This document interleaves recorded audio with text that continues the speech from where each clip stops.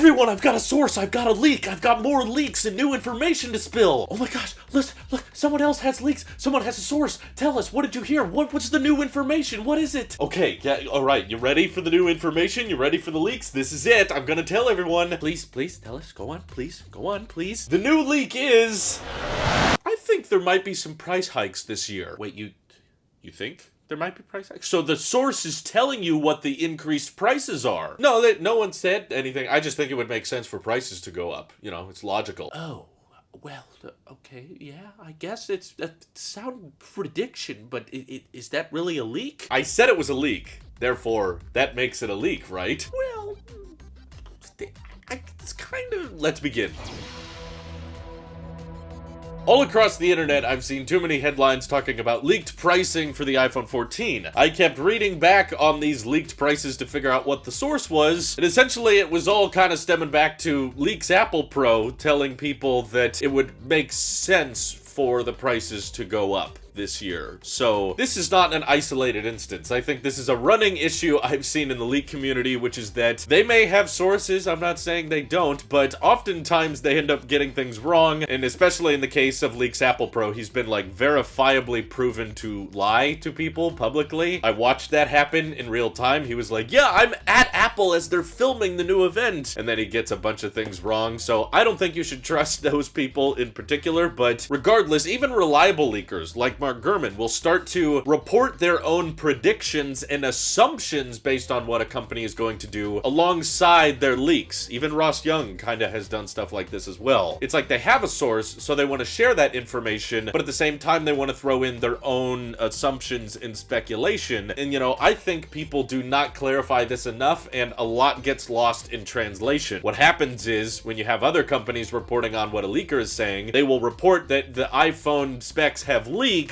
and then go on to say that yes, the prices have leaked, when in reality, the leaker is not actually saying that a source told them a price point. They're just guessing the price points and revealing that new information along with their other leaks that they have sources for. So that's what I wanted to clarify with you guys in today's video. I have not seen anyone claim to have a legitimate source or claim that Apple has even decided or agreed upon iPhone 14 pricing this early. It's very much a market position decision, and it has a lot to do with marketing. It has a lot to do with the pricing ladder of the iPhone lineup. And of course, this year, it probably has a lot to do with inflation, with the cost of components, with the cost of supplies, and the fact that there's a lot of shutdowns going on in iPhone production territory. So that's all going to impact iPhone pricing, despite everybody out there probably saying, Apple's just so greedy. They just decided they want to give everyone a raise, so they rose the prices. Those jerks, how dare they want money? A company wanting money is kind of like people breathing, you know, like a company can't do anything without money. So I don't know why people act like it's crazy that a brand would want to make some kind of a profit. But all of this being said, I do think that the predictions most people are having around iPhone 14 pricing are somewhat reasonable. The predictions I've provided in the past is that typically when Apple has an iPhone with two different sizes, you know, either a smaller one or a larger one, the price difference typically ends up being around $100. So with that assumption in check, having an iPhone 14 Max, you know, that's not a Pro, but it's bigger than the regular iPhone 14, at $100 more seems fairly logical. And a lot of people are making that same prediction and assumption. Some people out there are passing this off as a leak, as in sources are telling them this, but I feel confident in saying these types of prices are usually never very accurate this early in the year, and Apple probably hasn't even agreed upon a price yet. They likely have a few options in mind, but don't act like it's set in stone. And now where the price hike information comes in was where Leaks Apple Pro was guessing and making predictions in his article, which is that Apple wants there to be a $200 price difference between the 14 and 14 Pro. So basically, because there's gonna be a $900